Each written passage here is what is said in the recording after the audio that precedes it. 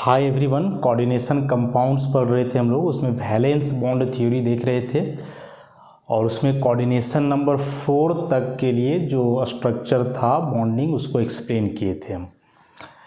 उसमें से coordination number 4 के लिए दो प्रकार के ज्योमेट्री पॉसिबल हो रहे थे, एक टेट्राहेड्रल और दूसरा स्क्वायर प्लानर। टेट्राहेड्रल में दो प्रकार के हाइब्रिडाइजेशन हुए थे, sp3 और sd3।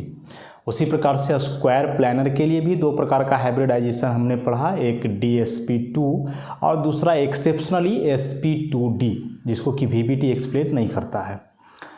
अब आगे कोऑर्डिनेशन नंबर 5 और कोऑर्डिनेशन नंबर 6 के कुछ कॉम्प्लेक्सेस का एग्जाम्पल हम लोग कंसिडर करेंगे। तो जैसे एक कॉम्प्लेक्स ले लें हम लोग FeCO का होल 5 ऐसा। अब चूंकि यह कोऑर्डिनेशन नंबर 5 है, कोऑर्डिनेशन नंबर 5, तो इसके लिए हाइब्रिडाइजेशन है dsp3 ऐसा। तो यह जो है it is a diamagnetic complex ion, या एक डायमैग्नेटिक कॉम्प्लेक्स आयन है having no unpaired electron. Diamagnetic है तो जाहिर सी बात है कि कोई अनपेयर्ड इलेक्ट्रॉन नहीं होगा, हैविंग नो अनपेयर्ड इलेक्ट्रॉन। इसमें से सेंट्रल मेटल एटम है Fe, कोई चार्ज नहीं है। एटॉमिक नंबर 26 कन्फिग्रेशन लिखोगे तो आर्गन 3d6 4s2। इसी के लिए जब वैलेंस सेल इलेक्ट्रॉनिक कन्फिग्रेशन लिखोगे ग्राउंड स्टेट में, तो यही लास्ट का बचेगा 3d6 4s2, आगे 4p भी होगा। तो 3d में 6 इलेक्ट्रॉन, 1 2 3 4 5 6, 4s में 2 और 4p में जो है 3 ऑर्बिटल खाली होंगे। देखो हाइब्रिडाइजेशन होना है dsp3, इसका मतलब है कि एक ऑर्बिटल d का खाली होना चाहिए और वह भी इनर सेल में जो d है, मतलब अभी के हिसाब से चलेंगे तो 3d का एक ऑर्बिटल खाली होना चाहिए। तब खाली तो नहीं है तो खाली करना होगा, और कैसे खाली होगा तो इसके लिए यहाँ यह जो लिगैंड है कार्बन मोनोऑक्साइड, ये है स्ट्रॉन्ग लिगैंड। और स्ट्रॉन्ग लिगैंड के बारे में जो बात हम लोग अभी तक जान रहे हैं कि वह अनपेयर्ड इलेक्ट्रॉन को पेयरअप कर सकता है, बड़ा आसानी से करेगा। कैसे पेयरअप करेगा तो इसको ऐसे दिखाया जा सकता है कि s का एक इलेक्ट्रॉन यहाँ, इसका भी यहाँ, और एक ही बचा हुआ इलेक्ट्रॉन इसमें। तो यदि ऐसा होगा तो ई valence shell electronic configuration of iron in FeCO का होल 5, तो अब कुछ ऐसा बचेगा, 1 2 3 4 5 6 7 8 पेयर हो जाएगा। ई ऑर्बिटल अब खाली हो गया, इधर भी खाली ही है। अब यहाँ से लिगैंड कार्बन मोनोऑक्साइड है, तो ये कार्बन मोनोऑक्साइड जो है 2 2 इलेक्ट्रॉन दे करके बॉन्ड बनाएगा। 5 लिगैंड्स हैं, 5 खाली ऑर्बिटल्स भी है ऐसा। अब यहाँ से बॉन्डिंग हो जाएगा, यहाँ से लेकर के यहाँ तक। This is dsp3 hybridisation. एक ऑर्बिटल d का हुआ, ये s का, ये तीनों p का।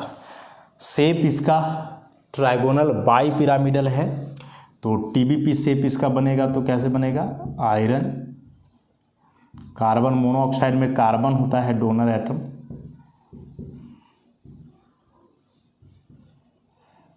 ऐसा।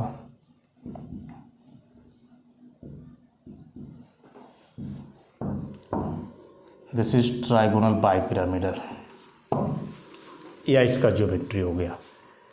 तो यह पेंटा कोऑर्डिनेटेड कॉम्प्लेक्स था, कोऑर्डिनेशन नंबर 5। इसी में एक और कॉम्प्लेक्स है विथ सेम हाइब्रिडाइजेशन, लेकिन शेप उसका जो है क्या होगा, अलग होगा। और कौन सा कॉम्प्लेक्स है उसको देखते हैं हम लोग।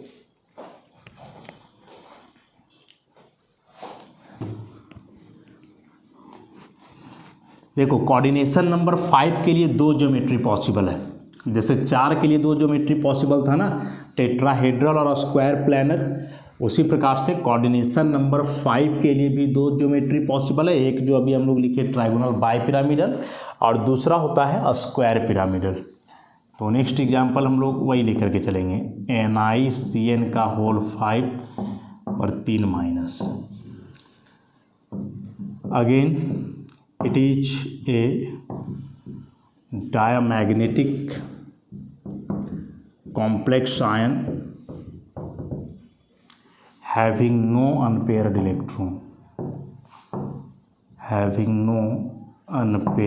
electron, सेंट्रल मेटल आयन यहाँ हो जाएगा Ni2+, ऑक्सीडेशन नंबर निकालोगे तो Ni2+। निकेल का एटॉमिक नंबर 28 कन्फिग्रेशन लिखोगे तो आर्गन 3d8 4s2। अब यदि निकेल पे 2+ है तो 2 इलेक्ट्रॉन निकलेगा, तो बचेगा 3d8 आर्गन, यहाँ 4s0। अब valence shell electronic configuration of Ni2+ in the ground state क्या हो जाएगा? ग्राउंड स्टेट में इसका 3d8 है, 4s0 है, आगे 4p भी होगा, तो 3d में 8 इलेक्ट्रॉन्स, 1 2 3 4 5 6 7 8, 4s में तो खाली है और 4p में 3 ऑर्बिटल। अब चूंकि निकेल का कोऑर्डिनेशन नंबर यहाँ 5 है, इसका मतलब कि 5 ऑर्बिटल्स खाली होना चाहिए, लेकिन अभी जो हम लोग देख रहे हैं ये 4 ऑर्बिटल्स हैं, और साथ ही साथ यहाँ जो Cn- लिगैंड है या एक स्ट्रॉन्ग लिगैंड है, और यदि स्ट्रॉन्ग लिगैंड है तो यह इलेक्ट्रॉन को पेयर अप कर सकता है। तो क्या करेगा, इस इलेक्ट्रॉन को यहाँ पेयर कर देगा, और यदि ऐसा किया तो valence shell electronic configuration of Ni2+ in NiCN का होल 5 3 माइनस, तो अभी कुछ ऐसा हो जाएगा, 1 2 3 4 5 6 7 8, ये खाली हो गया। अब सारे लिगैंड्स अपना इलेक्ट्रॉन डोनेट करेंगे, 2 इलेक्ट्रॉन यहाँ देगा Cn-, फिर 2 यहाँ, ऐसे ही करके जो 5 लिगैंड्स हैं ये 5 खाली ऑर्बिटल्स में अपना इलेक्ट्रॉन देंगे। हाइब्रिडाइजेशन की बात करोगे तो अगेन DsP3 हाइब्रिडाइजेशन हो गया। आप बोलोगे दोनों का हाइब्रिडाइजेशन सेम हो रहा था, तो फिर शेप अलग किस आधार पे होगा? तो ऑर्बिटल के आधार पे, कि यहाँ जो ऑर्बिटल इन्वॉल्व है या dx2y2 है, जबकि इसके पहले जो आयरन का पढ़े थे हम लोग उसमें dz2 था। इसमें z एक्सिस जो है मेन था, इसमें x और y एक्सिस मेन है। तो इसके लिए जब शेप बनाओगे तो निकेल Cn-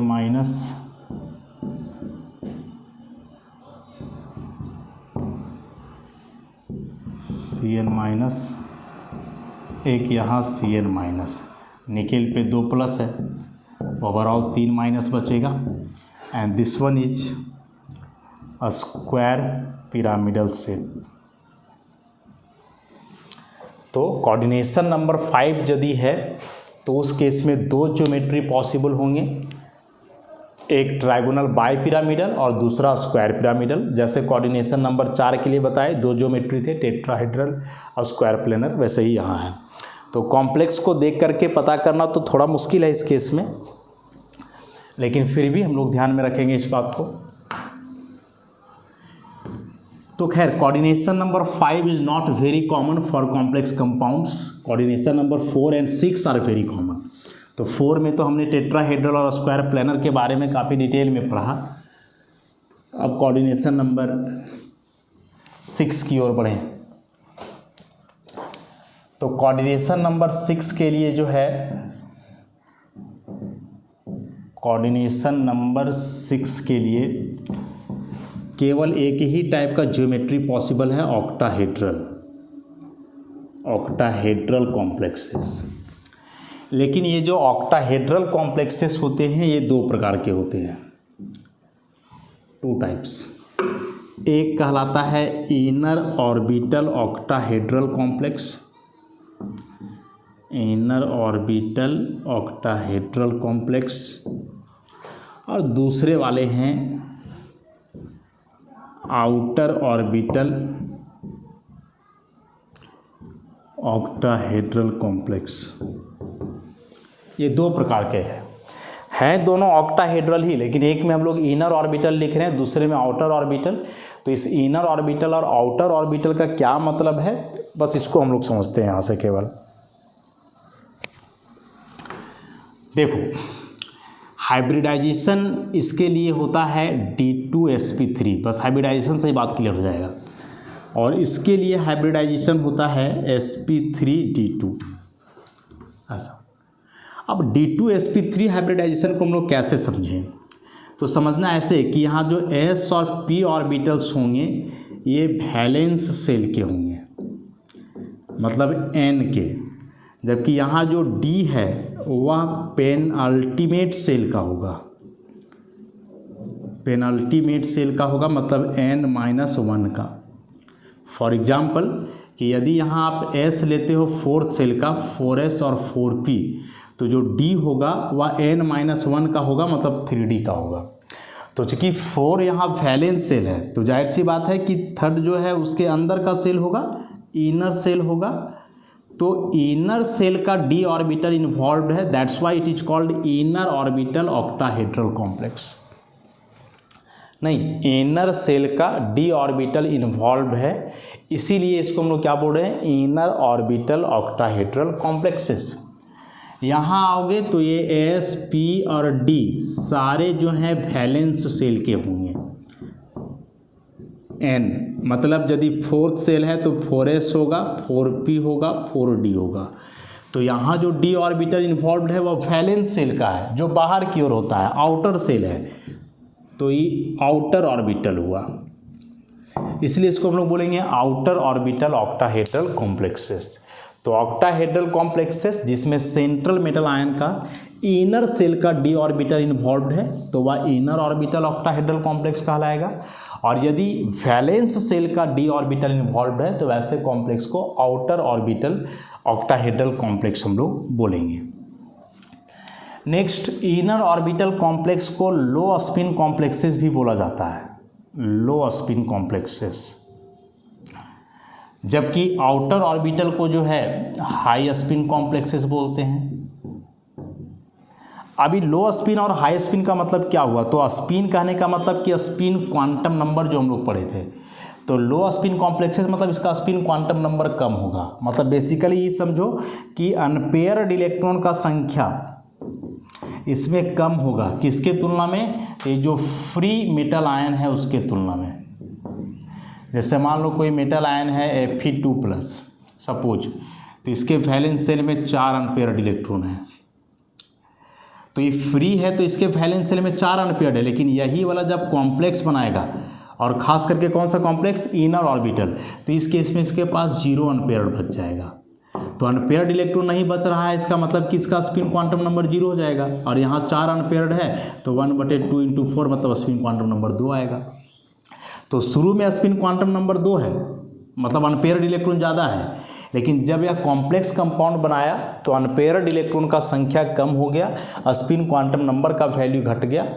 तो स्पिन क्वांटम नंबर का जो वैल्यू घट रहा है, अनपेयर्ड इलेक्ट्रॉन का संख्या जो कम हो जा रहा है, इसी को हम लोग बोलेंगे लो स्पिन कॉम्प्लेक्सेस। लो स्पिन का मतलब यही हुआ, जबकि इसको हाई स्पिन बोलेंगे, इसलिए क्योंकि इसमें जितना unpaired electron free metal ion में होगा, फ्री मेटल आयन, उतना ही अनपेयर्ड इलेक्ट्रॉन कॉम्प्लेक्स आयन में होगा।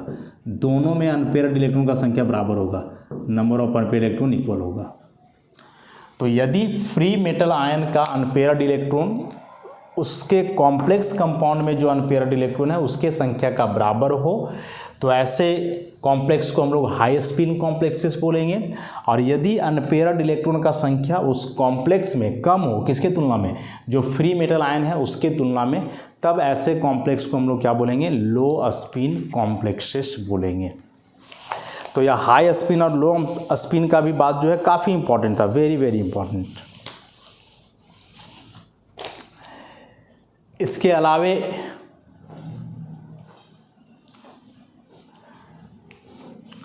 ये जो इनर ऑर्बिटल कॉम्प्लेक्स है मतलब लो स्पिन कॉम्प्लेक्स, ये जनरली स्ट्रॉन्ग लिगैंड से बनते हैं, not always, generally strong ligand से बनते हैं, जबकि आउटर ऑर्बिटल वाले जनरली वीक लिगैंड से। स्ट्रॉन्ग लिगैंड्स, और स्ट्रॉन्ग लिगैंड्स बेसिकली तब होते हैं जब 3D मेटल आयन होता है। स्ट्रॉन्ग की जगह वीक भी हो सकता है, वीक और स्ट्रॉन्ग दोनों हो सकता है। ये तब होगा जब यहाँ सेंट्रल मेटल आयन 4D का हो या 5D का हो, और साथ ही साथ ऑक्सीडेशन नंबर हाई हो, हाई ऑक्सीडेशन स्टेट, जैसे NiCl6 पर 2 माइनस। ठीक, ligand is very weak, ligand is very weak but the oxidation number of nickel is +4, high charge. तो इस हाई चार्ज के चलते जो है यह इनर ऑर्बिटल हो जाएगा। तो याद रखोगे कि इसमें लिगैंड बेसिकली स्ट्रॉन्ग होते हैं तब जब सेंट्रल मेटल आयन 3D से बिलोंग करे। वही सेंट्रल मेटल आयन यदि 4D या 5D से बिलोंग कर रहा है तो इस केस में लिगैंड वीक या स्ट्रॉन्ग कुछ भी हो सकते हैं।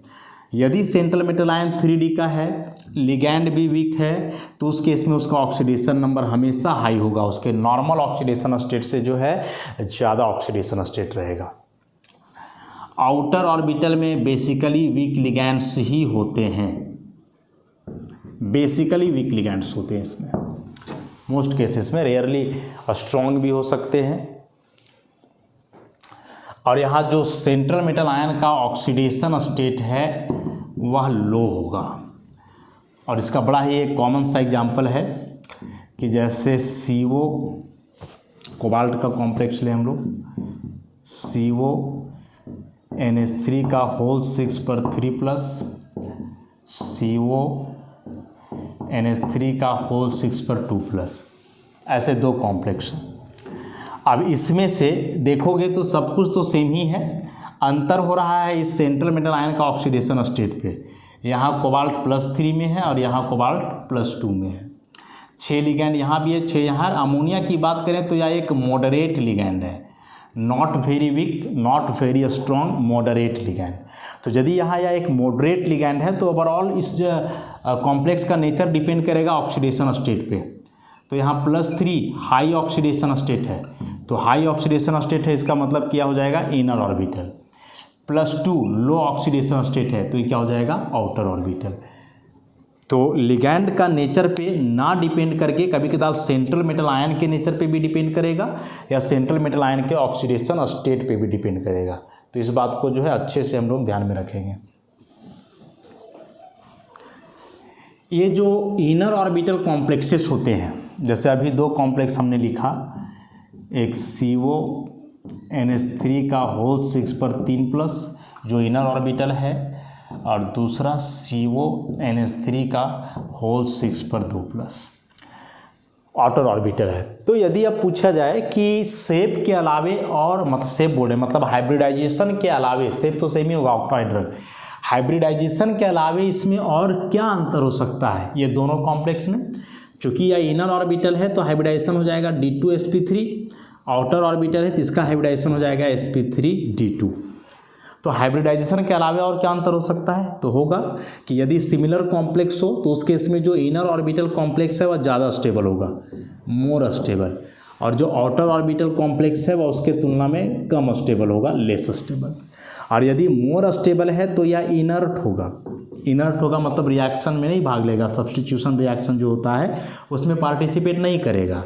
और चूँकि यह कम स्टेबल है तो भाग ले सकता है, तो इसको लेबाइल बोलते हैं। कोऑर्डिनेशन कंपाउंड में जो कॉम्प्लेक्सेस को क्लासिफाई किया गया है, इनर्ट कॉम्प्लेक्सेस, लेबाइल कॉम्प्लेक्सेस। तो इनर्ट कॉम्प्लेक्सेस का मतलब हुआ कि जो ज़्यादा स्टेबल है, जो आगे सब्स्टिट्यूशन रिएक्शन वगैरह में पार्टिसिपेट ना करे, और लेबाइल कॉम्प्लेक्सेस कहने का मतलब कि जो कम स्टेबल है, जो आगे रिएक्शन में पार्टिसिपेट कर सकता है, रिएक्शन में इन्वॉल्व हो सकता है। अब बोलोगे कि आखिर क्यों यह ज़्यादा स्टेबल है और क्यों कम स्टेबल है, तो एकदम बेसिक सा एक्सप्लेनेशन है इसका, बहुत बेसिक सा। अभी बताए थे कि यदि यहाँ S और P ऐसा है 4th का तो D होगा 3 का, लेकिन यहाँ क्या है कि यदि S और P 4th सेल का है तो D भी होगा 4th का। अब यदि यहाँ डी को देखोगे तो यहाँ थर्ड सेल का डी ऑर्बिटल है, यहाँ फोर्थ सेल का डी है। तो सेल बनने से तो ऑर्बिटल का साइज बढ़ता है ना, ये ऑर्बिटल बड़ा होगा, ये ऑर्बिटल छोटा होगा। और जब ऑर्बिटल छोटा है तो बॉन्ड छोटा होगा, बॉन्ड स्मॉल। और जब बॉन्ड छोटा होगा तो स्ट्रॉन्ग होगा। और जब बॉन्ड मजबूत है, जल्दी टूटेगा नहीं, तो इनर्ट होगा। यहाँ ऑर्बिटल का साइज बड़ा है तो लंबा बॉन्ड बनेगा, लॉन्ग। और बॉन्ड लंबा होगा तो माने कमज़ोर होगा, और कमज़ोर होगा तो आसानी से टूट जाएगा और फिर लेबाइल हो जाएगा, लेस स्टेबल हो जाएगा, रिएक्शन में पार्टिसिपेट करेगा। तो inner orbital octahedral complexes are more stable and inert, while outer orbital octahedral complexes are less stable and labile। क्यों? एक यह आधार था इसके एक्सप्लेनेशन का। और एक और अंतर जो इसमें हम लोग दे सकते हैं वह है क्रिस्टल फील्ड थ्योरी के आधार पे, जो हम लोग का अगला टॉपिक होगा इस चैप्टर में वीवीटी के बाद। तो उसके अनुसार क्या है कि जो इनर ऑर्बिटल कॉम्प्लेक्स है, इसमें जो क्रिस्टल फील्ड स्प्लिटिंग एनर्जी है, not stabilisation energy, crystal field splitting energy, यह ज़्यादा होता है पेयरिंग एनर्जी से। और इसमें उल्टा है, इसमें crystal field splitting energy less होगा पेयरिंग एनर्जी से। यह बिल्कुल भी अभी नहीं समझ में आएगा जब तक कि हम लोग क्रिस्टल फील्ड थ्योरी ना पढ़ें, इसलिए बस अभी डिफरेंस के तौर पे इसको हम लोग जानेंगे, है क्या अभी नहीं समझ में आएगा। जब क्रिस्टल फील्ड थ्योरी हम लोग पढ़ेंगे नेक्स्ट टॉपिक, तो फिर वहाँ जो है अच्छे से क्लियर हो जाएगा। तो ऐसे कई पॉइंट्स हैं जिस आधार पे हम लोग इनर ऑर्बिटल और आउटर ऑर्बिटल कॉम्प्लेक्सेस को समझ सकते हैं। अब इसमें से एक और इम्पॉर्टेंट पॉइंट जो है हम लोग को ध्यान में रखना है, और वह इम्पॉर्टेंट पॉइंट क्या है कि सेंट्रल मेटल आयन है तो इसके लिए डी का कई कन्फिग्रेशन होगा, D0, D1, D2, D3, D4, D5, D6, D7, D8, D9, D10। ऐसे डी में 0 से लेकर के 10 इलेक्ट्रॉन्स तक हो सकते हैं। डी में 0 से लेकर के 10 इलेक्ट्रॉन्स तक हो सकते हैं। अब यदि सेंट्रल मेटल आयन का यह कन्फिग्रेशन हो, इसमें से कोई भी हो, D0, D1, D2 या D3, तो वह कॉम्प्लेक्स हमेशा इनर ऑर्बिटल होगा, ऑलवेज इनर ऑर्बिटल। लिगैंड पे डिपेंड नहीं करेगा, लिगैंड्स के नेचर पे डिपेंड नहीं करेगा कि लिगैंड स्ट्रॉन्ग है या वीक। कोई भी हो, स्ट्रॉन्ग लिगैंड हो या वीक हो, फर्क नहीं पड़ता है। यदि सेंट्रल मेटल आयन का यह कन्फिग्रेशन है तो complex will be always inner orbital octahedral. उसी प्रकार से यदि लास्ट के ये 3 कन्फिग्रेशन हो, D8, D9 और D10, D8, D9 और D10, तो कॉम्प्लेक्स हमेशा आउटर ऑर्बिटल होगा, ऑलवेज आउटर ऑर्बिटल। लिगैंड क्या है, फर्क नहीं पड़ता है, वीक है कि स्ट्रॉन्ग है, बिल्कुल भी फर्क नहीं पड़ता है। लेकिन यदि ये बीच वाले कन्फिग्रेशन हो, D4 से D7, तो यहाँ फिर फर्क पड़ता है कि इनर ऑर्बिटल होगा कब, जब स्ट्रॉन्ग लिगैंड हो। इनर ऑर्बिटल होगा जब लिगैंड स्ट्रॉन्ग हो, और इसी में आउटर ऑर्बिटल होगा जब लिगैंड वीक हो। बस इस बात को ध्यान में रखना, कभी कंफ्यूजन नहीं होगा और कभी प्रॉब्लम नहीं होगा इनर और आउटर ऑर्बिटल को पहचानने में, कि उस कॉम्प्लेक्स कंपाउंड का जो सेंट्रल मेटल आयन है, यदि उस सेंट्रल मेटल आयन का डी कन्फिग्रेशन कुछ ऐसा हो, मतलब उसके डी ऑर्बिटल में इलेक्ट्रॉन 3 या उससे कम हो, तो हमेशा इनर ऑर्बिटल होगा, लिगैंड के नेचर पे बिल्कुल भी नहीं डिपेंड करेगा। लेकिन यदि वही सेंट्रल मेटल आयन का कन्फिग्रेशन कुछ ऐसा हो, उसके डी में 8, 9 या 10 इलेक्ट्रॉन तक हो, तो वह हमेशा आउटर ऑर्बिटल होगा, यहाँ भी लिगैंड के नेचर पे डिपेंड नहीं करेगा। लेकिन यदि उस सेंट्रल मेटल आयन का कन्फिग्रेशन इस रेंज में हो, 4 से 7 वाले रेंज में, तो फिर यहाँ अब डिपेंड करेगा उस लिगैंड के नेचर पे, कि लिगैंड स्ट्रॉन्ग है तो इनर ऑर्बिटल, लिगैंड वीक है तो आउटर ऑर्बिटल। तो ये एक इम्पॉर्टेंट ट्रिक हुआ, इस ट्रिक को जो है हम लोग ध्यान में रखेंगे, और इसके आधार पे जो है अब हम लोग कई कॉम्प्लेक्सेस के लिए कुछ शेप्स को समझते हैं, देखते हैं। तो सबसे पहले हम लोग इनर ऑर्बिटल को कंसिडर करेंगे। फर्स्ट ऑफ ऑल हम लोग क्या देखेंगे, inner orbital octahedral complexes. Inner orbital octahedral complexes. इसमें से बड़ा ही कॉमन सा एक कॉम्प्लेक्स है FeCN का होल 6 पर 4 माइनस। इट इज जो मैग्नेटिक मोमेंट मेजरमेंट का ऑब्जर्वेशन है उसके अनुसार यह एक डायामैग्नेटिक कॉम्प्लेक्स आयन है। It is a diamagnetic complex ion having no unpaired electron. Diamagnetic complex ion है, इसमें कोई अनपेयर्ड इलेक्ट्रॉन नहीं है। सेंट्रल मेटल आयन इसका क्या हो जाएगा? Central metal ion is Fe2+। Iron के ऑक्सीडेशन एटॉमिक नंबर की बात करें 26, तो आर्गन 3d6 4s2। यहाँ ऑक्सीडेशन नंबर +2 है तो लास्ट के 2 इलेक्ट्रॉन्स निकल जाएंगे तो बचेगा 3d6 4s0। अब इसी पे वैलेंस सेल इलेक्ट्रॉनिक कन्फिग्रेशन की बात करें Fe2+ का ग्राउंड स्टेट में, तो ये 3d6 4s आगे 4p। ये 3d में 6 इलेक्ट्रॉन्स हैं, 1 2 3 4 5 6। तो अभी के हिसाब से तो 4 अनपेयर्ड है, लेकिन जो एक्सपेरिमेंटल डाटा है मैग्नेटिक मोमेंट का वह बोल रहा है कि इसका मैग्नेटिक मोमेंट 0 है, मतलब कि यह डायामैग्नेटिक कॉम्प्लेक्स है। तो डायामैग्नेटिक होने का मतलब हुआ कि इसमें कोई अनपेयर्ड इलेक्ट्रॉन नहीं होना चाहिए, तो नहीं होगा, उसके लिए इलेक्ट्रॉन को पेयर अप करना होगा। और साथ ही साथ देख रहे हो कि कोऑर्डिनेशन नंबर 6 है, मतलब 6 ऑर्बिटल्स खाली होने चाहिए। अभी 4 दिख रहा है, हालांकि 4d भी खाली है, लेकिन यहाँ लिगैंड जो है वह स्ट्रॉन्ग है।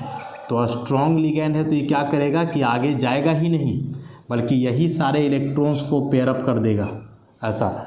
और यदि इलेक्ट्रॉन को यहाँ पेयर अप कर दिया तो अभी कन्फिग्रेशन कुछ ऐसा हो जाएगा 1 2 3 4 5 6, ये दोनों खाली, आगे ही खाली, फिर ये 3 भी खाली। अब इसी में लिगैंड आ जाएंगे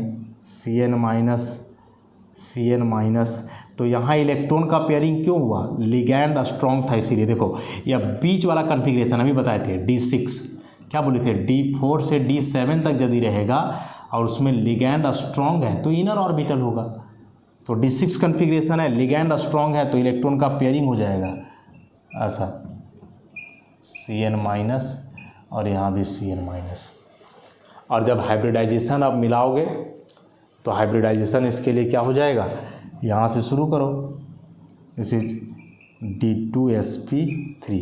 और इस D2sp3 के लिए जब आप शेप बनाओगे तो ऑक्टाहेड्रल ही होना है, Fe2+, अगल बगल 6 Cl- ऑक्टाहेड्रल अरेंजमेंट में होंगे ऐसा, CN- और एक यहाँ भी CN-। This one is octahedral ऐसा। तो ज्योमेट्री या शेप ऑक्टाहेड्रल ही है। इनर ऑर्बिटल क्यों बोला गया, साफ साफ दिख रहा है कि इस कॉम्प्लेक्स के लिए जो वैलेंस सेल है वह 4th सेल है, this is the valence shell. लेकिन जो डी इन्वॉल्व है, डी ऑर्बिटल, वह वैलेंस का नहीं बल्कि इनर का है, 3D है। That's why it is called inner orbital octahedral complex. Inner shell का डी ऑर्बिटल इन्वॉल्व है, इसीलिए inner orbital octahedral complex. Obviously stability जो है इस कॉम्प्लेक्स का ज़्यादा होगा, और ऐसे कॉम्प्लेक्स बेसिकली इनर्ट होते हैं, मतलब चाहोगे कि इसके लिगैंड का सब्स्टिट्यूशन करें दूसरे लिगैंड्स के द्वारा तो वह आसानी से नहीं हो पाता है। रीजन कि इनर्ट है। इनर्ट क्यों है, तो अंदर का डी ऑर्बिटल इन्वॉल्व हुआ है, डी ऑर्बिटल का साइज छोटा है, तो यह जो बॉन्ड होगा मजबूत होगा, जल्दी से टूटेगा नहीं, तो इस लिगैंड का रिप्लेसमेंट यहाँ से हो पाना जल्दी संभव नहीं है। तो एक एग्जाम्पल इसमें हम लोग देखें, कुछ एग्जाम्पल्स और देखेंगे हम लोग, और उसके बाद फिर आउटर ऑर्बिटल ऑक्टाहेड्रल कॉम्प्लेक्स को भी जानेंगे डिटेल में ऐसे एक्सप्लेनेशन के थ्रू। तो इन बातों का चर्चा नेक्स्ट लेक्चर में करेंगे। आज के लिए इतना ही, धन्यवाद।